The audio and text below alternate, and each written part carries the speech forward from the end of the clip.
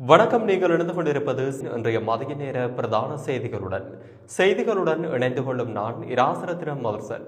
விரிவான செய்திகளுக்குள் செல்லும் முன்னர் முதலில் தலைப்புச் செய்திகள்.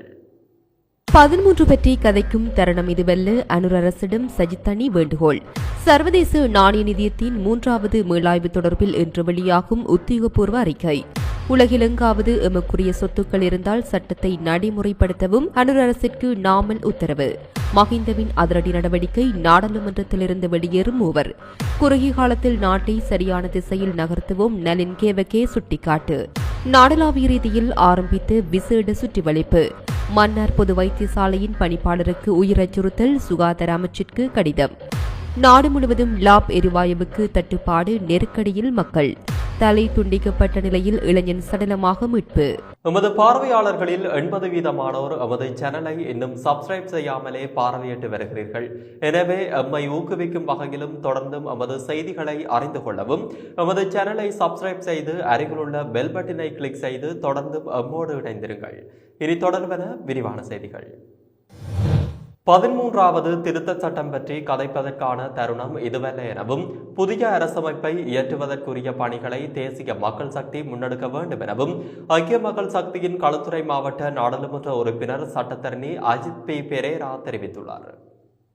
இது தொடர்பில் ஊடகங்களிடம் கருத்து வெளியிட்ட அவர் 13, 14, 15 என்று கதைத்துக் கொண்டிருப்பதற்கான தருணம் இதுவல்ல. நாட்டிற்கு புதியதொரு அரசமைப்பு அவசியம். நாடாளுமன்றத்தில் இதனை செய்வதற்குரிய 3/2 பெரும்பான்மை பலமும் தேசிய மக்கள் சக்திக்கு கிட்டியுள்ளது. அதேபோல வடக்கையும் கிழக்கையும் மலையகத்தையும் கூட பிரதிநிதித்துவப்படுத்தும் கட்சியாக தேசிய மக்கள் சக்தி மாறியுள்ளது. மூவின மக்களையும் பிரதிநிதித்துவப்படுத்தும் உறுப்பினர்கள் அக்கட்சியில் உள்ளனர். புதிய அரசமைப்பு கொண்டுவரப்படும் என்ற உறுதிமொழியை தேசிய மக்கள் சக்தி கொண்டுவர வேண்டும். அதற்குரிய ஆதரவை நாங்கள் வழங்குவோம். ஒரு வருட கால பகுதிக்குள் இதற்குரிய ஏற்பாடுகளை செய்ய வேண்டும். சர்வ கட்சி பொறிமுறை ஊடாக இதற்கான பணியை முன்னெடுத்தால் நல்லது என்று குறிப்பிட்டுள்ளார்.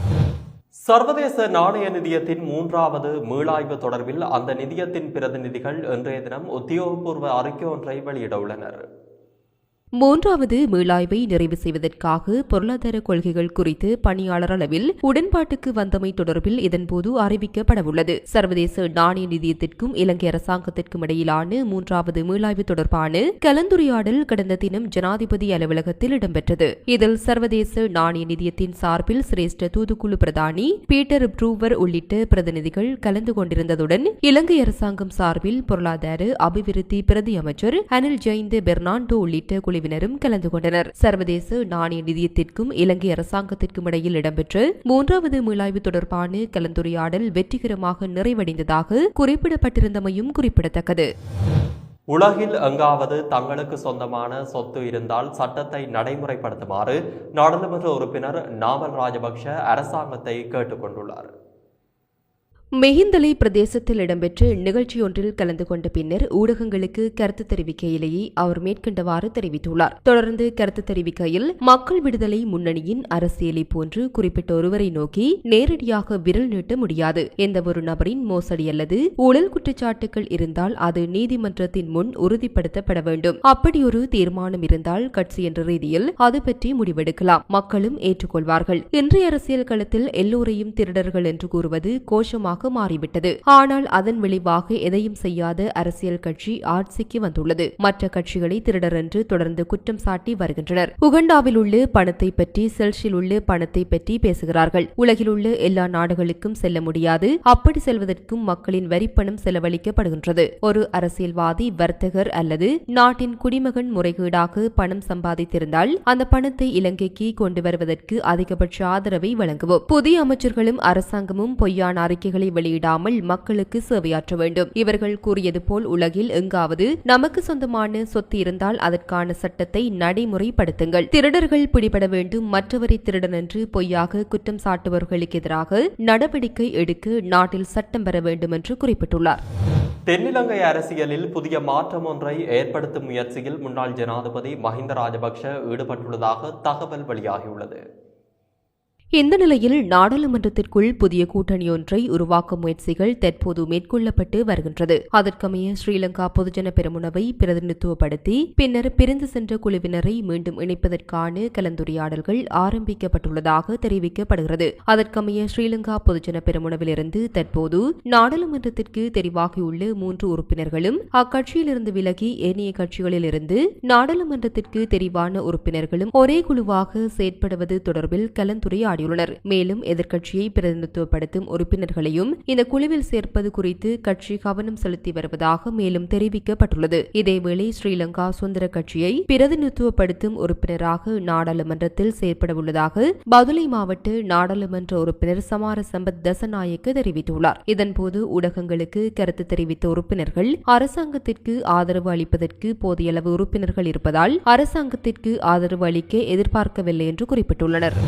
மிகவும் குறுகிய கால இடைவெளியில் நாட்டை சரியான திசை நோக்கி நகர்த்துவோம் என பிரதி அமைச்சர் நலின் ஹேவஹே தெரிவித்துள்ளார்.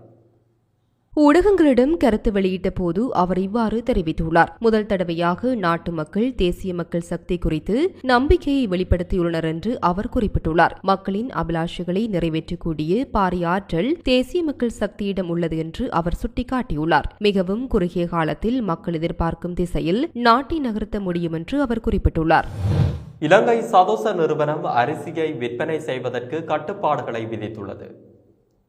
நாட்டில் நிலவும் அரிசி தட்டுப்பாடு காரணமாக இந்த கட்டுப்பாடுகள் விதிக்கப்பட்டுள்ளதாக கூறப்படுகிறது. அதன்படி சதோச நிறுவனம் ஒரு வாடிக்கையாளருக்கு 10 கிலோ நாட்டு அரிசி மற்றும் கெக்குழு அரிசியை மட்டுமே வழங்க உள்ளதாக தெரிவிக்கப்பட்டுள்ளது. அரசாங்கத்தினால் அண்மையில் அரிசி வகைகளுக்கு கட்டுப்பாடு விலை அறிவிக்கப்பட்டது. இருப்பினும் குறித்த கட்டுப்பாட்டு விலைக்கு அரிசி ஆலை உரிமையாளர்கள் அரிசியை விற்பனை செய்ய முன்வராதமையால் சந்தையில் அரிசி தட்டுப்பாடு ஏற்பட்டுள்ளதாக தெரிவிக்கப்படுகிறது. இந்த நிலையில் தற்போதைய அரிசி தட்டுப்பாட்டை போக்குவதற்காக அரிசி இறக்குமதி செய்வதற்கு அமைச்சரவை அங்கீகாரம் வழங்கியுள்ளமையும் குறிப்பிடத்தக்க விடயமாகும். தமக்கு உயிர் அச்சுறுத்தல் காணப்படுவதனால் உடனடியாக வடமாகாணத்திலிருந்து இடமாற்றம் வழங்குமாறு கோரி மன்னார் மாவட்ட பொது வைத்தியசாலையின் பணிப்பாளர் எம் ஹனிபா சுகாதார அமைச்சின் செயலாளருக்கு கடிதம் அனுப்பியுள்ளார்.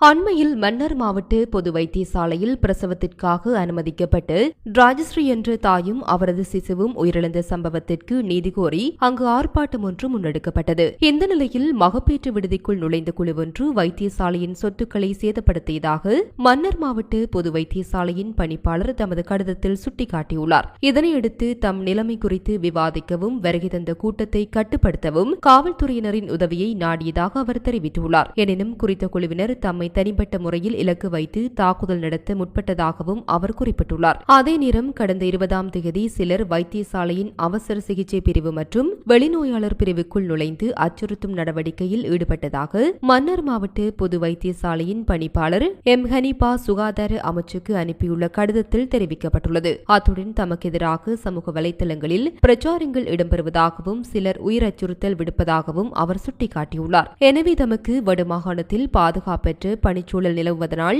உடனடியாக இடமாற்றம் வழங்குமாறு மன்னார் மாவட்ட பொது வைத்தியசாலையின் பணிப்பாளர் எம் ஹனிபா சுகாதார அமைச்சிடம் கோரிக்கை விடுத்துள்ளார்.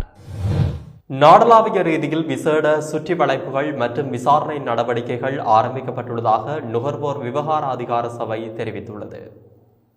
எதிர்வரும் பண்டிகை காலத்தை முன்னிட்டு இந்த சுற்றிவளைப்பு மற்றும் விசாரணைகள் மேற்கொள்ளப்பட உள்ளன. எதிர்வரும் ஜனவரி மாதம் 15ஆம் தேதி வரை இந்த சோதனைகள் தொடரும் எனவும் கூறப்பட்டுள்ளது. இந்த சுற்றிவளைப்புகளுக்காக மேலதிகமாக விசேட அதிரடிப்படையினர் நியமிக்கப்பட்டுள்ளதாக அந்த சபையின் பேச்சாளர் ஒருவர் தெரிவித்துள்ளார். இதேவேளை பொருட்கள் மற்றும் சேவைகளின் விலைகளை காட்சிப்படுத்துவதில் விசேட அவதானத்துடன் சோதனைகளை மேற்கொள்ளுமாறு அதிகாரிகளுக்கு பணிப்புரை விடுக்கப்பட்டுள்ளதாகவும் அவர் தெரிவித்துள்ளார். மேலும் பண்டிகை காலங்களில் ஏற்படும் பிரச்சனைகள் தொடர்பில் வாடிக்கையாளர்கள் 1977 என்ற அவசர தொலைபேசி இலக்கத்திற்கு அழைப்பதன் மூலம் நுகர்வோர் விவகார அதிகார சபைக்கு அறிவிக்க முடியும் எனவும் நுகர்வோர் அதிகார சபை தெரிவித்துள்ளது. நாடு முழுவதும் லாப் எரிவாயுவிற்கு தட்டுப்பாடு ஏற்பட்டுள்ளதாக எரிவாயு விற்பனை பிரதிநிதிகள் தெரிவித்துள்ளனர். லாஃப் எரிவாயு விற்பனை நிலையங்களில் கூட எரிவாயுவை கொள்வனவு செய்ய முடியாத நிலை ஏற்பட்டுள்ளதாக மக்கள் குறிப்பிட்டுள்ளனர். இது தொடர்பில் லாஃப் எரிவாயு நிறுவனத்தின் விற்பனை பிரதிநிதி ஒருவரிடம் வினவப்பட்ட போது தனது விநியோக நிறுவனத்திடம் இருந்து விநியோகிப்பதற்கு தேவையான எரிவாயு இருப்புகளை கடந்த செப்டம்பர் மாத இறுதியில் இருந்து பெற்றுக்கொள்ளவில்லை என குறிப்பிட்டுள்ளார். இதன் காரணமாக லாஃப் எரிவாயு வாடிக்கையாளர்கள் கடுமையாக பாதிக்கப்பட்டுள்ளனர். இந்நிலைமையினால் நாடளாவிய ரீதியில் உள்ள லாஃப் எரிவாயு விற்பனை நிலையங்களிலும் லாஃப் எரிவாயு இல்லாமல் மக்கள் நெருக்கடிக்கு முகங்கொடுத்துள்ளனர். மத்திய கிழக்கில் ஏற்பட்ட போர் பதற்றம் காரணமாக எரிவாயுவை ஏற்றிய கப்பல் நாட்டை வந்தடைய காலதாமதம் ஏற்பட்டுள்ளதாக லாஃப் எரிவாயு நிறுவனம் அறிவித்திருந்தமை குறிப்பிடத்தக்கது. கொழும்பில் விகாரை ஒன்றின் மலசல கூடத்திலிருந்து கழுத்து அறுக்கப்பட்ட நிலையில் மாணவனின் சடலம் மீட்கப்பட்டுள்ளது. அனுராதபுரம் பல்கலைக்கழகத்தில் கல்வி கற்கும் மாணவர் ஒருவர் கொழும்பில் உள்ள விகாரையின் மலசல கூடத்தில் கழுத்தை அறுத்து கொண்டு உயிரிழந்த நிலையில் சடலமாக மீட்கப்பட்டுள்ளார். உயிரிழந்தவர் அனுராதபுரம் பல்கலைக்கழகத்தில் இலத்திரனியல் தொழில்நுட்பம் படித்துள்ளார். 25 வயதுடைய இந்த மாணவன் அனுராதபுரம் ரம்பேவே கெண்டேவே கோணகும்புக்வெவ பகுதியை சேர்ந்தவர் என போலீசார் தெரிவித்தனர். மருதானையில் உள்ள தனியார் நிறுவனம் ஒன்றில் இலத்திரனியல் தொழில்நுட்பம் தொடர்பான நடைமுறை பயிற்சிகளை பெற்றுக்கொள்ள குறித்த மாணவன் கொழும்புக்கு வந்துள்ளதாக போலீசார் தெரிவித்தனர். பயிற்சி முடியும் வரை யம்பட்டா வீதியில் உள்ள ஒரு விகாரையின் தங்கும் அறையில் தங்கியிருந்துள்ளார். அங்கு வந்த மாணவர் பொது கழிப்பறைக்குள் சென்றுள்ளார். நீண்ட நேரமாகியும் அவர் வெளியே வராததால் விகாரையின் நிர்வாகிகள் விடுதியில் தங்கியிருந்த மற்றவர்களிடம் விசாரணை நடத்தியுள்ளனர். கழிவறை கதவு திறக்காததாலும் உள்ளே இருந்து சத்தம் கேட்காததாலும் இது குறித்து போலீசாருக்கு தகவல் தெரிவிக்கப்பட்டுள்ளது. போலீஸ் அதிகாரிகள் அங்கு வந்து கதவை உடைத்தனர். விசாரணையில் அவர் கழுத்தை தானே அறுத்து கொண்டமை கண்டுபிடிக்கப்பட்டுள்ளது. முல்லைத்தீவு மாவட்டத்தில் புதுக்குடியிருப்பு பிரதேசத்திற்கு உட்பட்ட மன்னாகண்டல் வசந்தபுரம் கிராமத்தில் நிலை கொண்ட இராணுவத்தினர் கடந்த தீபாவளி அன்று காணியை விட்டு வெளியேறிய நிலையில் அங்கு இராணுவத்தினரால் பாதுகாக்கப்பட்டு வளர்க்கப்பட்ட தேக்க மரங்களும் வெட்டியேற்றப்பட்டுள்ளது. வசந்தபுரம் கிராமத்தில் விடுதலை புலிகளின் வனவள திணைக்களத்தினரின் பண்ணையாக காணப்பட்ட 20 ஏக்கர் காணியில் 2009ஆம் ஆண்டு போர் முடிவடைந்த பின்னர் இராணுவத்தினர் முகாம் அமைத்து வசித்து வந்துள்ளார்கள். இந்நிலையில் 14 ஆண்டுகளின் பின்னர் 28/10/2024 அன்று இராணுவத்தினர் வெளியேறிய நிலையில் மன்னாகண்டல் வசந்தபுரம் கெருடமடு மக்களால் கட்டிட பொருட்கள் உடைக்கப்பட்டு தேவைக்காக ஏற்றி சென்றுள்ளார்கள். இந்நிலையில் குறித்த காணியில் பயன்தரு தென்னை மரங்கள் மற்றும் வேப்ப மரம் தேக்க மரங்கள் அதிகளவில் காணப்படுகின்றன. ஆனால் தற்போது 25 வரையான தேக்கு மரங்கள் அறுக்கப்பட்டு சட்டவிரோதமான முறையில் ஏற்றப்பட்டுள்ளது. இதுகுறித்து மக்கள் சம்பந்தப்பட்ட திணைக்கள அதிகாரிகள் நடவடிக்கை எடுக்கவில்லை என கவலை தெரிவித்துள்ளனர். குறித்த காணியின் அருகில் பேராறு காணப்படுவதனால் வெள்ளப்பெருக்கினை தடுப்பதற்காக மரங்கள் நாட்டப்பட்டு வளர்க்கப்பட்டுள்ளன. இராணுவத்தினர் இருக்கும்போது பாதுகாப்பாக காணப்பட்ட இந்த மரங்கள் தற்போது சட்டவிரோதவாசிகளால் வெட்டப்பட்டு குற்றிகளாக ஏற்றப்பட்டுள்ளமையினை காணக்கூடியதாக உள்ளது. இது குறித்து பிரதேசவாசிகளிடம் கேட்டபோது இவ்வாறு சட்டவிரோதமாக மரம் ஏற்றுபவர்கள் தொடர்பில் போலீசார் மற்றும் சம்பந்தப்பட்ட திணைக்களத்தினர் ஏன் அக்கறை காட்டவில்லை, உடனடியாக இதற்கு நடவடிக்கை எடுக்க வேண்டும் என்றும் அங்குள்ள ஏனைய இயற்கை வளங்களான மரங்களை பாதுகாக்கவும் நடவடிக்கை எடுக்க வேண்டும் என்றும் தெரிவித்துள்ளனர். குளியாப்பட்டிய கம்புராப்பல ஓயாவில் ஜீப் வண்டி ஒன்று கவிழ்ந்து விபத்துக்குள்ளானதில் 2 உயிரிழந்துள்ளனர்.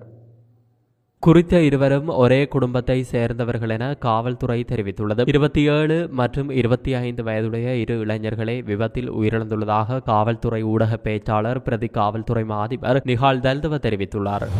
இத்துடன் பிரதான செய்திகள் நிறைவு பெற்றன. தொடர்ந்து இணைந்திருங்கள். நன்றி, வணக்கம்.